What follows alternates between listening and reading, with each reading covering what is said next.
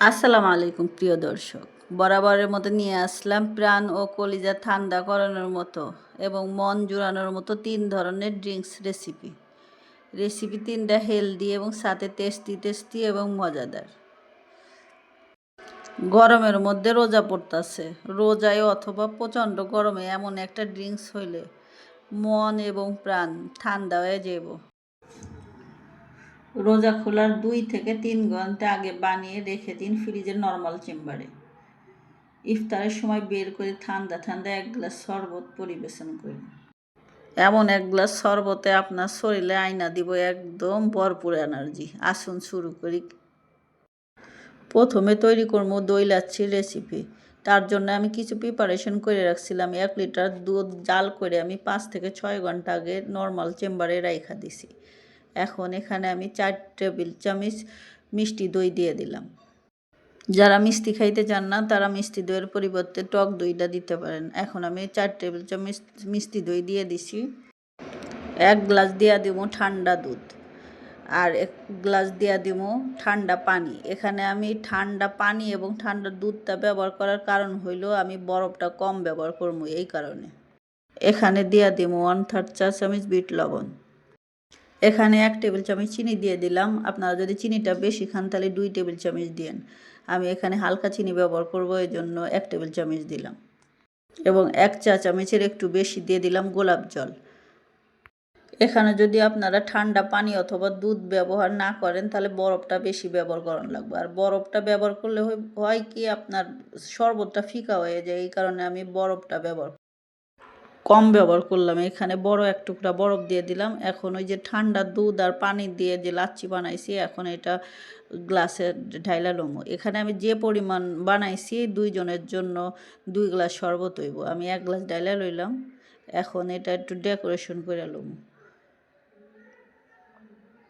এর সাহায্যে ক্রিমটা তুইলা গ্লাসের উপরে দিয়ে দিলাম।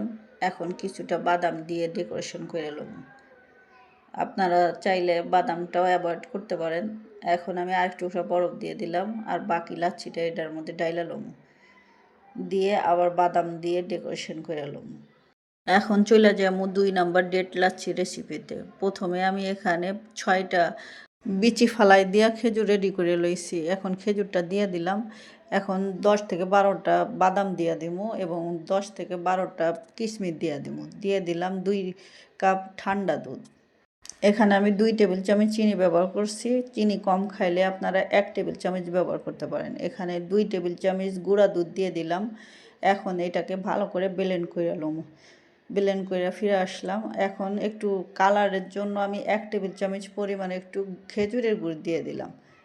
আপনারা খেজুরের গুড়টা অ্যাভয়েড করতে চাইলে এটা আপনারা অ্যাভয়েড করবেন। আমি এটা দিলাম সৌন্দর্যের জন্য। এখন এটা গ্লাসে ঢাইলা লমু।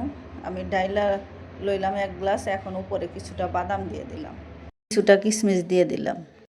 এখন চলে যাব ৩ নাম্বার রেসিপিতে। ৩ নাম্বার রেসিপি হইল লেমনেড।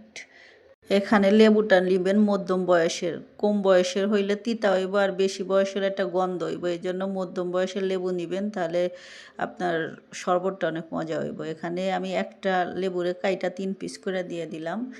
এখানে পুদিনা পাতা দিয়ে দিলাম ১ টেবিল চামচ পরিমাণ এবং ঠান্ডা পানি দিয়ে দেবো ২ গ্লাস। আর লেমনেডটা আপনার বেশি আগে বানাইবেন না, এটা আপনার যখন খাইবেন তার কিছুক্ষণ আগেই বানাইবেন, বেশি আগে বানাইলে তিতা হয়ে যাব। এখন এখানে 1/3 চা চামচ বিট লবণ দিয়ে দিলাম ১ টেবিল চামচ চিনি দিয়ে এখন এটা ভালো করে ব্লেন্ড করে নেব। আমার লেমনেডটা তৈরি হয়ে গেছে। এখন এটা আমি ছাইকা লমু।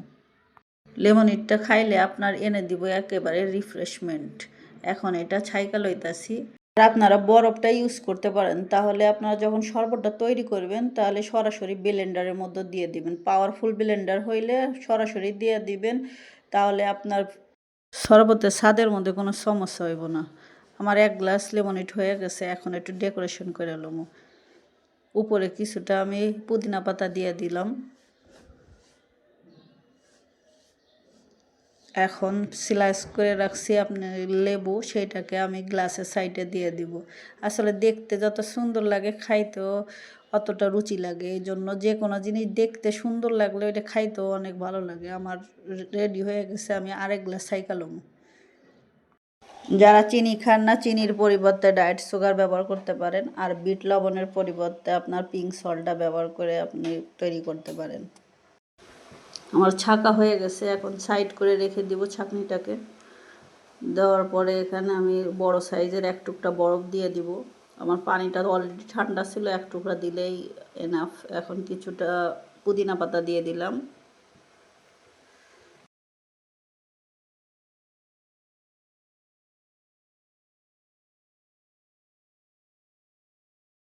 একইভাবে এক টুকরা স্লাইস করা লেবু সাইডে দিয়ে ডেকোরেশন করে নিলাম। আমার লেমনিড রেডি হয়ে গেছে গ্লাসই। লেমনিডটার সাথে সাথে বানাই, সাথে সাথেই খাইবেন। এটা আপনার বানাই রাখলে তিতা হয়ে যাব। আর বাকি দুইটা শরবত আপনার 2-3 ঘন্টা আগে বানায় নর্মাল চেম্বারে রাইখা দিতে পারবেন। এটা 2-3 ঘন্টা পরের ইফতারের সময় অথবা গরমের সময় এটা যে কোনো সময় খাইতে পারবেন।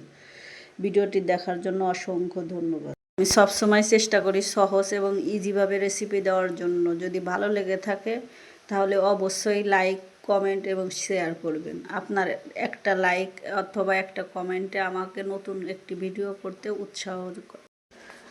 আপনি রেসিপিটি তৈরি করে অবশ্যই কমেন্টে জানাইবেন রেসিপিটি কেমন হয়েছে, এবং সাবস্ক্রাইব করে নোটিফিকেশন বাটন অন করে রাখবেন। তাহলে নতুন ভিডিও আপলোড দেওয়ার সাথে সাথে নোটিফিকেশন পৌঁছে যাবে আপনার কাছে। অসংখ্য অসংখ্য ধন্যবাদ জানিয়ে আজকের মতো বিদায় নিতেছি। আল্লাহ হাফেজ।